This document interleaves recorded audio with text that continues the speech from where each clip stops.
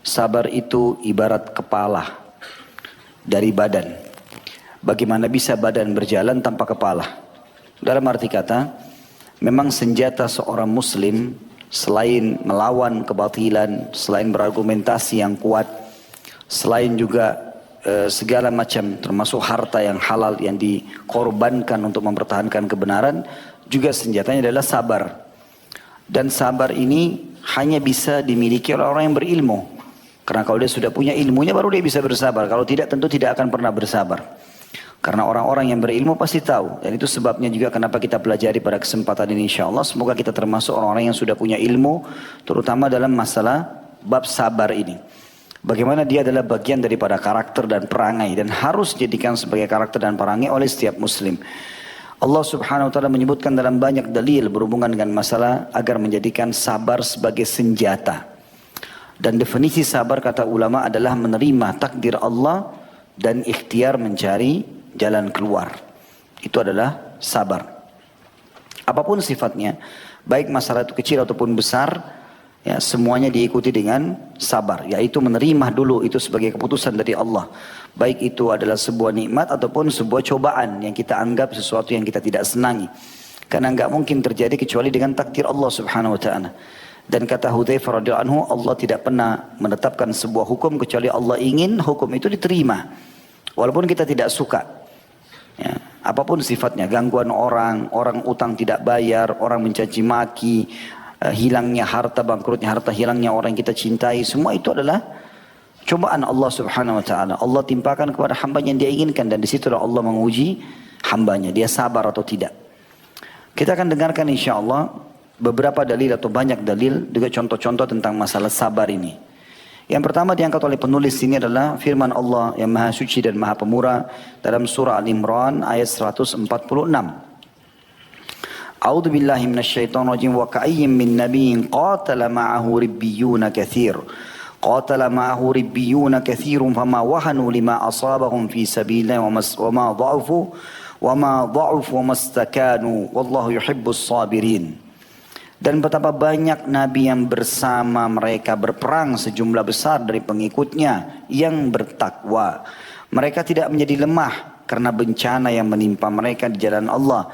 Dan tidak lesu dan tidak pula menyerah kepada musuh. Dan Allah menyukai orang-orang yang sabar.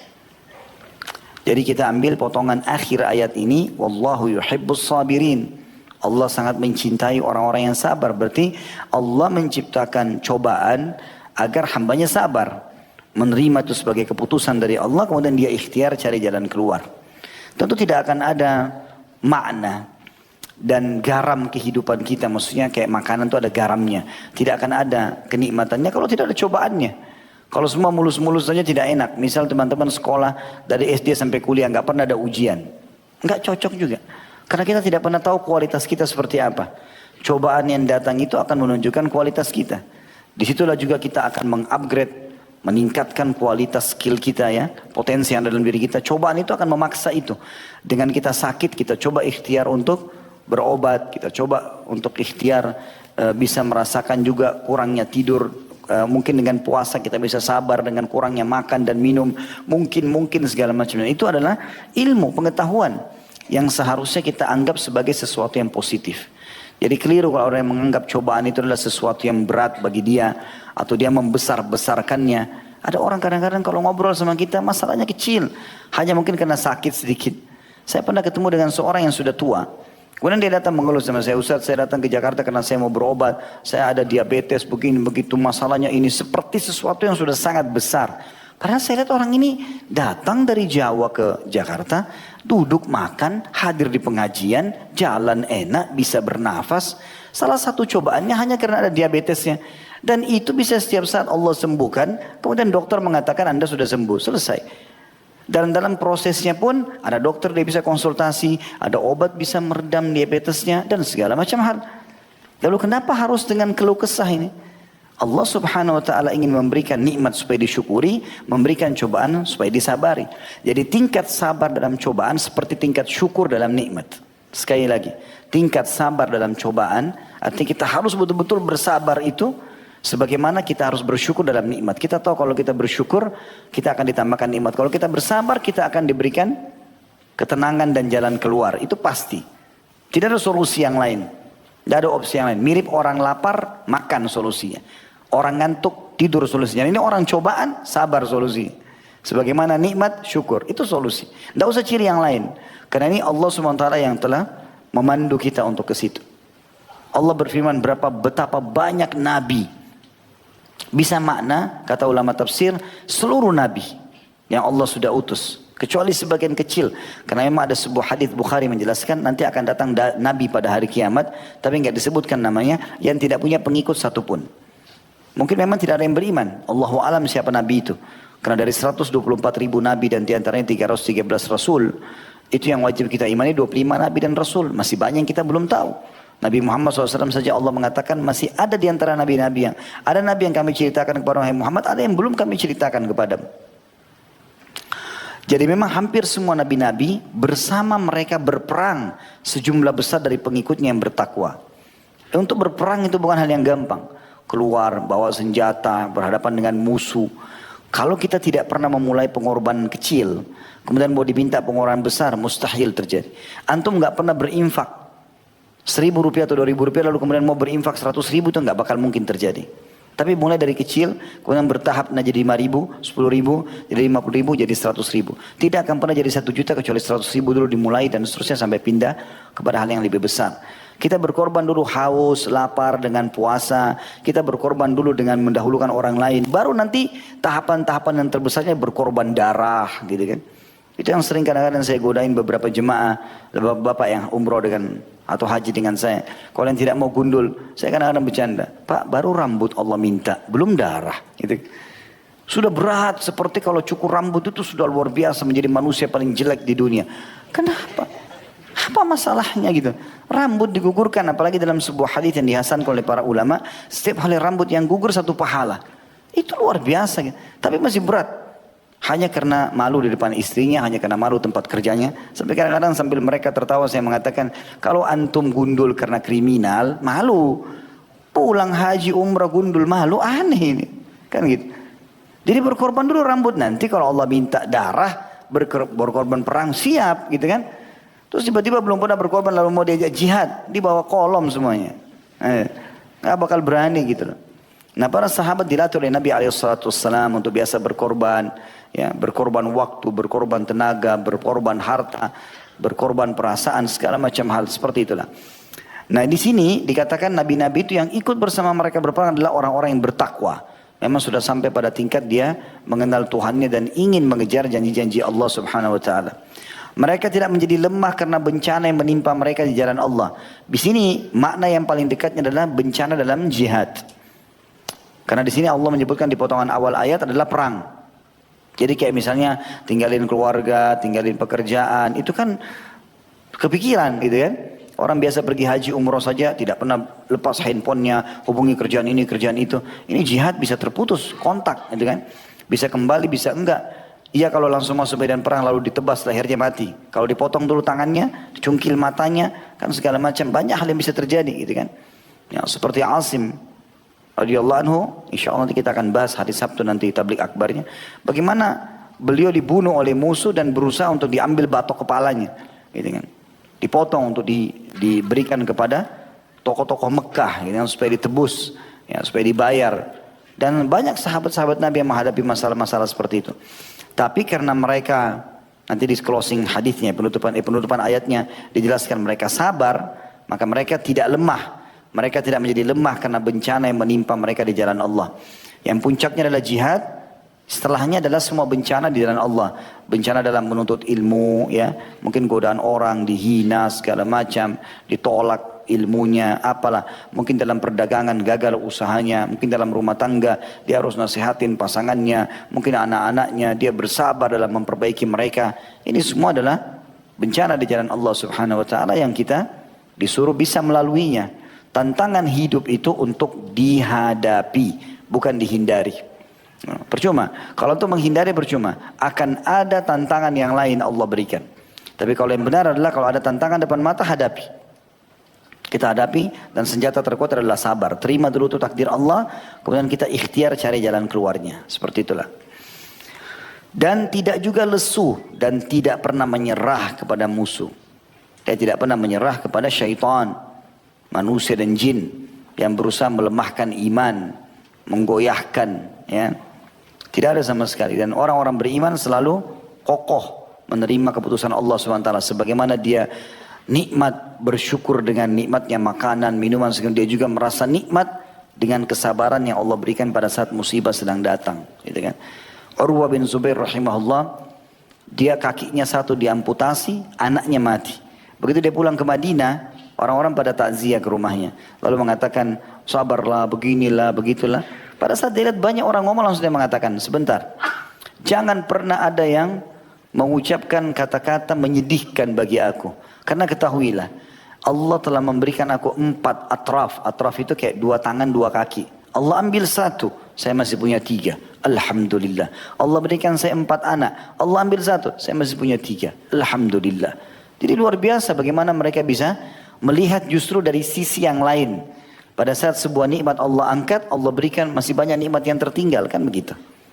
Seperti tadi misalnya, saya kasih contoh, ada orang mungkin belum punya kerjaan. Tapi kan Allah masih kasih dia mata, masih kasih telinga, masih kasih tangan, masih kasih waktu, masih bisa tidur, masih bisa makan, masih banyak temannya. Ada orang punya keluarga, cuma tidak ada kerjaan. Itu saja. Baik, sabarlah. Coba terima sebagai putusan Allah, tetap ikhtiar, cari jalan keluar. Kan seperti itu. Dan seterusnya. Dan Allah mengatakan setelah itu, dan Allah menyukai orang-orang yang sabar. Kata beliau, sabar secara bahasa adalah menahan dan mengendalikan. Seperti perkataan orang, fulan terbunuh karena ia sabar. Maksudnya apabila dia mengendalikan dan menahan diri. Seperti bunyi firman Allah yang maha suci dan maha pemurah dalam surah Al-Kahfi ayat 28. A'udzu billahi minasyaitonir rajim. Wasbir nafsaka ma'al ladzina yad'una rabbahum bil ghadati wal 'ashyi yuriduna wajha. Dan bersabarlah kamu bersama dengan orang-orang yang menyeru Rabb mereka pada pagi dan sore hari karena mengharap wajahnya. Artinya tahan hawa nafsumu, tahan gejolak untuk melakukan pelanggaran-pelanggaran. Ya, sebagaimana pernah kita jelaskan, sabar ada 3 tingkatan. Sabar dalam mengerjakan ketaatan kepada Allah SWT, bangun sholat malam, berpuasa di siang hari, masuk ke dalam masjid, pergi ke masjid kalau sholat, dan segala macam hal. Ini butuh kesabaran. Begitu juga dengan sabar dalam meninggalkan kemaksiatan. Peluang-peluang untuk berzina, untuk berbohong, untuk menipu, semua ada. Sabar. Kalau lagi datang, sabar. Antum ngomong sama diri antum sendiri, sabar. Sabar, sabarkan diri sendiri antara antum sama Allah sementara dengan jiwa antum. Jangan ikuti gejolak itu, gitu kan. Dan jangan selalu menggunakan bahasa godaan syaitan berat nih. Gak ada berat. Memang syaitan tampil depan antum. Cekik-cekik harus kau berzina. Kalau enggak saya penggal lehermu, saya cungkil mata. Gak ada. Antum aja yang besar-besarin tuh. Godaannya berat nih. Bohong. Mana berat? Pakai tidur, pakai makan, baca Quran bisa. Harus kokoh, gitu kan. Sabar di situ. Kemudian juga dalam cobaan harian, tak usah terlalu banyak berkeluh kesah.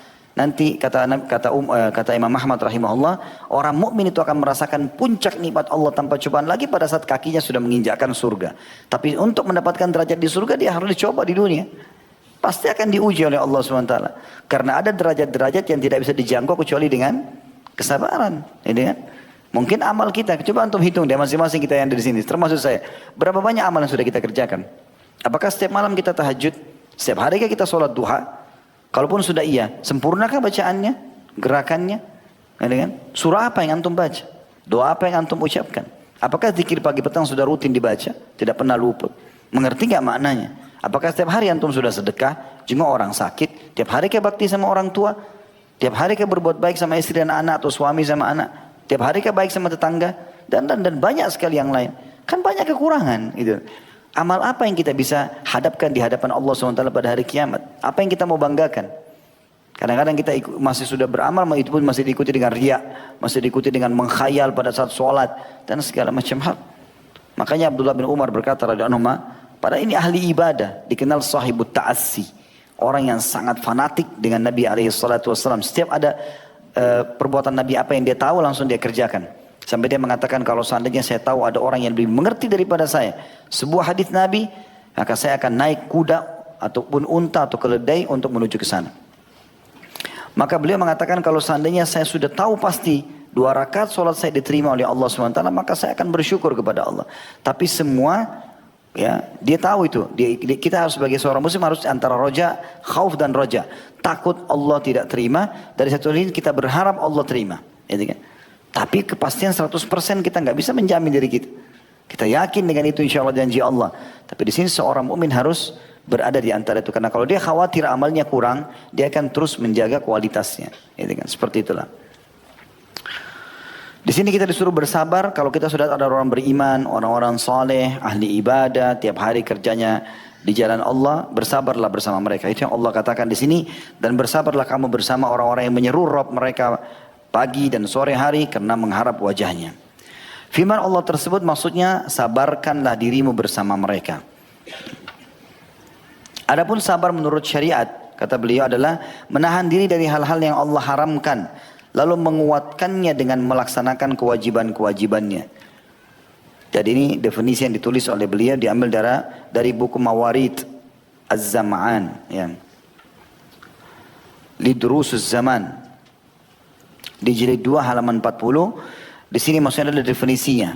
Kalau beliau lebih terfokus, sabar adalah menahan diri dari hal-hal yang Allah haramkan, lalu menguatkannya dengan melaksanakan kewajiban-kewajiban. Jadi misalnya orang lagi sakit. Jadi bukan cuma sabar itu berarti menahan sakitnya. Memang betul-betul di sini adalah meninggalkan hal-hal yang haram dalam berobat misalnya. Atau dalam bertutur kata, berkeluh kesah. Gitu kan. Jadi tidak boleh dia ucapkan itu. Dia bersabar. Ya, dalam arti kata bukan cuma sekedar menahan sakit sekali lagi, tapi dia tahan tutur katanya, tidak mengucapkan kalimat keluh kesah, kecuali memang dia sampaikan pada dokter masalah sakitnya saja gitu kan. Lalu dia nikmati. Coba teman-teman kalau ada cobaan apa-apa, coba nikmati dia prosesnya. Enak saja kita laluin tuh.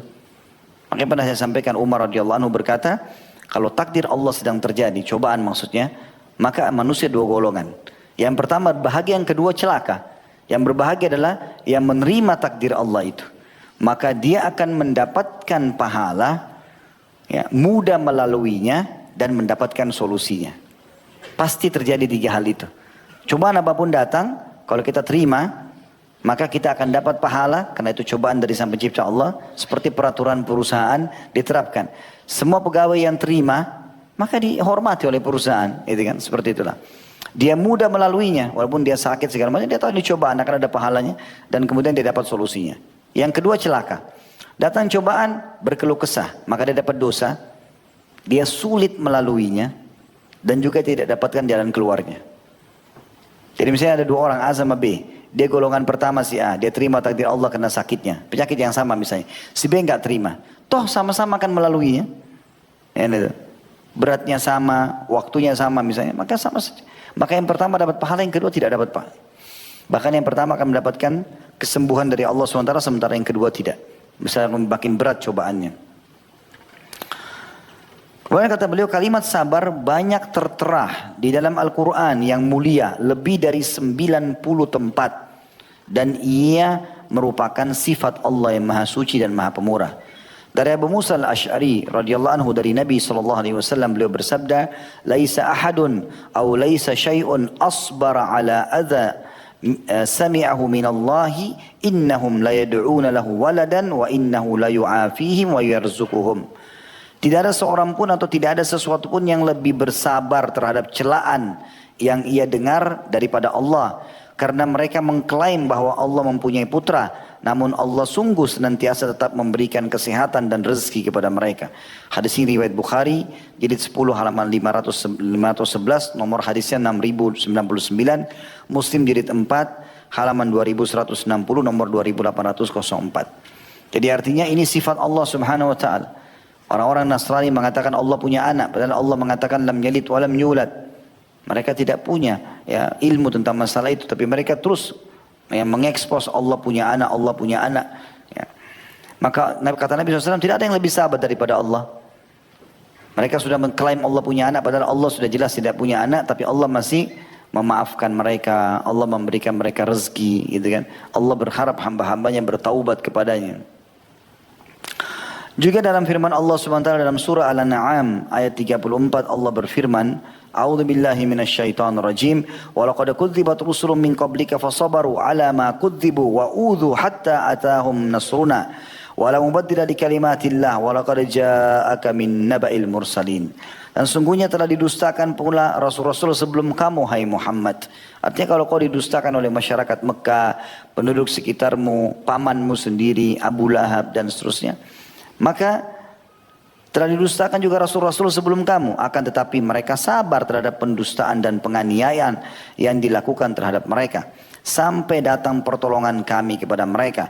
Tidak ada seorang pun yang dapat merubah kalimat-kalimat atau janji-janji Allah. Dan sungguhnya telah datang kepadamu sebagian dari berita rasul-rasul itu. Artinya kau pun harus bersabar, hai Muhammad sallallahu alaihi wasallam. Walaupun Nabi SAW sangat bersabar, tapi Tuhannya Allah SWT memerintahkan dan menekankan agar melalui kehidupan ini dengan kesabaran. Toh ujungnya kemenangan bagi orang beriman.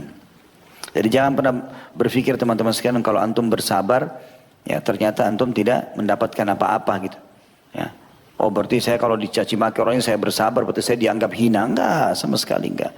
Justru antum yang dewasa, antum pemenangnya.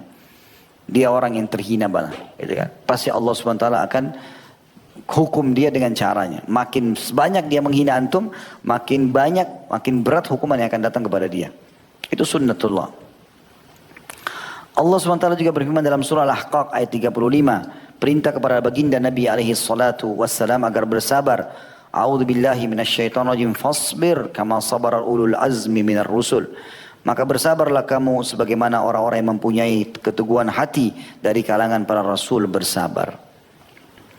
Sabar juga merupakan sifat orang-orang yang beriman dan bertakwa. Jadi yang pertama tadi, kalau teman-teman yang pegang buku bisa ditulis angka 1 di situ ya.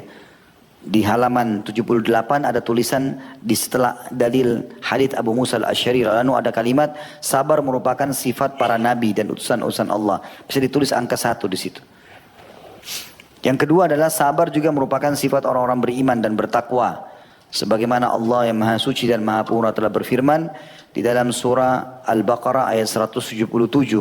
A'udzu billahi minasyaitonir rajim was-sabirina fil ba'sa was-sabirina fil ba'sa'i wad-dharra'i wa hinal ba's. Ulaika alladziina shadaqu wa ulaika humul muttaqun. Dan orang-orang yang bersabar dalam kesempitan, penderitaan dan dalam peperangan. Mereka itulah orang-orang yang benar imannya dan mereka itulah orang-orang yang bertakwa. Ya, jadi di sini bersabar dalam kesempitan. Justru pada saat cobaan lagi datang, antum lagi butuh uang, tidak ada uangnya, lagi mau bayar utang dikejar-kejar orang, belum ada uangnya, lagi butuh kesembuhan, lagi sakit berat gitu kan. Segala macam hal. Lagi butuh pertolongan, tidak ada yang tolong, bersabar dalam kesempitan. Penderitaan datang. Ya, kita boleh ikhtiar, antum sakit silakan. Karena kata Nabi SAW, Allah tidak turunkan penyakit kecuali turunkan bersamanya obatnya, gitu kan. Maka di sini kita disuruh untuk bisa berikhtiar, bertobat, berobat, gitu kan. Tapi bukan berarti berkeluh kesah sana sini. Semua orang harus tahu penyakitnya. Gitu. Pernah ada seseorang ketemu dengan Syuraih Al-Qadhi, rahimahullah, salah satu ulama tabi'in yang masyhur, ya. Umar bin Khattab pun mengakui keimanannya sampai Umar mengangkatnya menjadi hakim dan menjadi hakim di 5 khalifah. Umar, Uthman, Ali, Muawiyah dan Yazid. Ya. Radhiyallahu anhu ajma'in ini menjadi hakim pada saat. Ada orang anak muda datang depannya berkeluh kesah. Didatangi sampai dia lalu kemudian dia mengatakan, hai anak muda mendekatlah. Apa kau lihat mataku ini dipegang, mata kanannya. Mataku ini sudah 5 tahun atau 10 tahun gitu dia bilang. Saya tidak melihat. Tapi belum pernah saya keluhkan kepada siapapun dan baru kau yang tahu. Maka bersabarlah dalam cobaan yang sedang datang. Artinya kalau kita menyampaikan keluh kesah kita kepada ahlinya, penyakit kepada dokter, kemudian masalah kejiwaan atau pengetahuan agama kepada ustadz atau ustazah, atau kiai, atau syekh misalnya, maka itu sudah pada tempatnya. Tapi kalau semua orang nggak perlu. Biarkan orang lain melihat kita seakan-akan tidak punya masalah. Itu benar. Karena kita berarti menerima apa yang sedang Allah putuskan gitu kan. Itu yang dimaksud di sini, orang-orang yang bersabar dalam kesempitan, penderitaan dan dalam peperangan juga butuh kesabaran. Karena meninggalkan keluarga tadi saya bilang, meninggalkan pekerjaan, bisa ditangkap oleh musuh dan seterusnya. Mereka itulah orang-orang yang benar imannya dan mereka itulah orang-orang yang bertakwa. Allah telah memerintahkan agar bersabar setelah berfirman juga dalam surah Al-Imran ayat 200. Ini kepada orang-orang beriman. Ya ayyuhalladzina amanu isbiru wasabiru warabitu wattaqullaha la'allakum tuflihun. Hai orang-orang beriman, bersabarlah kamu dan kuatkanlah kesabaranmu dan tetaplah bersiap siaga di perbatasan negerimu dan bertakwalah kepada Allah supaya kamu beruntung. Yang kita garis bawahi adalah kalimat pertama atau anjuran pertama Allah SWT, dan yang kedua isbiru wasabiru. Sabarlah dan kemudian kuatkan sabarmu. Maksudnya jangan cuma sehari, jangan cuma sekali. Sabar aja sampai dapat jalan keluar. Tak usah berkeluh kesah sampai dapat jalan keluar. Kata Nabi SAW, semua itu, segala sesuatu Allah ciptakan dari kecil menjadi besar, kecuali cobaan. Allah ciptakan besar, kemudian dia jadi kecil. Jadi sebenarnya pukulan itu memang di awal saja. Setelah berjalan beberapa waktu kita akan anggap biasa tentunya. Allah juga memerintahkan orang beriman agar selalu menjadikan sabar sebagai senjata dan alat untuk kemenangan. Begitu juga dengan sholat yang bunyinya dalam Al-Baqarah 153, A'udzubillahi minasyaitonirrajim, ya ayyuhalladzina amanu ista'inu bis-sabri was-shalah, innallaha ma'as sabirin. Hai orang beriman, jadikanlah sabar dan sholat sebagai penolongmu. Sesungguhnya Allah beserta orang-orang yang sabar. Maksudnya Allah selalu akan menolong dia, memberikan jalan keluar dari cobaannya. Di sini kita disuruh meminta tolong kepada Allah dengan sabar dan sholat. Ya. Ada sholat teman-teman sekalian yang mungkin jarang di antara muslimin melakukannya itu. Padahal ini termasuk sholat sunnah. Ya. Bahkan sholat-sholat inilah yang dilakukan oleh banyak para nabi-nabi. Termasuk Nabi SAW, Nabi Muhammad SAW mengerjakannya. Yaitu sholat tatawwu, tambahan. Ya. Jadi bisa juga sholat ini dikatakan dalam sebuah riwayat sahih, Nabi SAW kalau punya masalah beliau langsung menuju ke sholat. Sholat ini bukan duha, bukan tahiyat masjid, bukan taubat, bukan wudu. Sholat pendekatan diri antum kepada Allah. Antum wudu, niat sholat pendekatan diri kepada Allah saja. Dia tidak ada niat khususnya untuk sholat duha kata tadi, sholat ini tidak ada penganjuran itu. Tapi dia sholat pendekatan diri kepada Allah. Misal antara azan, antara maghrib dan isya, antum lagi dulu di masjid tidak ada kegiatan. Lalu antum mau dekatkan diri kepada Allah SWT, antum boleh sholat mutlak, sholat saja. Mirip dengan puasa juga. Hadis yang menjelaskan Nabi SAW pernah pulang ke rumah lalu bertanya kepada Aisyah radhiyallahu anha, ya Aisyah, apakah ada makanan? Kata Aisyah, tidak ada ya Rasulullah. Kata Nabi SAW, kalau gitu saya puasa. Ini kata ulama bukan Senin Kamis. Karena kalau Senin Kamis nggak pakai nanya lagi, Nabi pasti puasa. Sudah tidak ada lagi keraguan, karena dikatakan dalam riwayat lain Aisyah sendiri memberikan kesaksian kalau Nabi SAW tidak pernah meninggalkan Senin dan Kamis. Jadi pertanyaan Nabi ini selain itu, misalnya hari Selasa gitu kan, Nabi pulang ke rumah nggak ada makanan, ya sudah saya puasa aja. Ini puasa pendekatan diri kepada Allah SWT. Seperti juga sholat sunnah tadi. Nah di situ bisa kita lakukan. Kalau lagi ada masalah, ada apa, wudu, sholat, menghadapkan diri kepada Allah SWT, dekatkan diri kepada Allah. Sujud, jangan angkat kepala kita kecuali sudah merasa plong. Sampaikan semua kepada Allah SWT. Karena Allah tempat kita curhat, bukan manusia. Nah, hindari curhat sama manusia teman-teman, karena tidak ada gunanya. Dia manusia seperti kita. Antum hadapi masalah 10 tahun dalam rumah tangga, terus mau cerita sama orang dalam setengah jam, berharap dia berikan jalan keluar. Bagaimana caranya? Nggak mungkin, gitu kan? Sulit sekali. Dia merangkumkan berarti 10 tahun dalam setengah jam, dalam 1 jam, dalam 3 hari, nggak mungkin, gitu kan? Itu nggak mungkin. Maka keluh kesahkan kepada Allah SWT, dan Allah akan mengutus nanti ya orang-orang atau makhluk yang bisa memberikan jalan keluar kepada kita, itu dengan izinnya. Allah Subhanahu wa taala juga menjanjikan, ya di sini dikatakan Allah yang Maha Suci telah mengaitkan kebaikan di dunia dan di akhirat dengan kesabaran dan memberitahukan bahwa kepemimpinan di dalam agama sungguhnya hanya akan diraih dengan kesabaran dan keyakinan.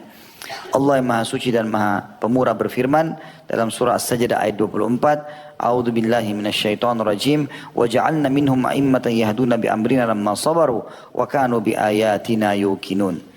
Dan kami jadikan di antara mereka itu pemimpin-pemimpin yang memberi petunjuk dengan perintah kami ketika mereka sabar dan mereka meyakini ayat-ayat kami. Artinya sampai pada tingkat orang yang sabar dalam ketaatannya kepada Allah, istiqamah mengerjakan ketaatan, istiqamah meninggalkan kemaksiatan walaupun peluangnya sangat terbuka depan matanya. Kemudian juga sabar dalam cobaan-cobaan harian. Dia terus laluin dengan menerima takdir Allah, dengan senang, dengan gembira, dengan senyum. Semua itu dilakukan sama dia. Maka ini akan Allah jadikan pemimpin di muka bumi.